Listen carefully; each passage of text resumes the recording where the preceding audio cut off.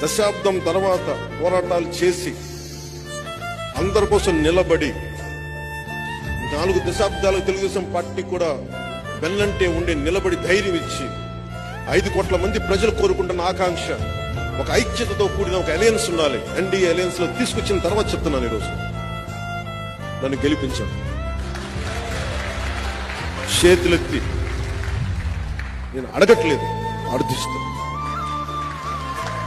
ఆర్థిస్తున్నా. లేదు, అడగందే అమ్మైనా పెట్టదండి. నేను ఈ రోజున అడుగుతున్నా, ఒక్క ఈ 2 సీట్లతో పాటు మిగతా 19 సీట్లు ఇంకొక పార్లమెంట్ కొట్టి చూపించామంటే భారతదేశం ఆంధ్ర వైపు చూసేలా చేస్తాం.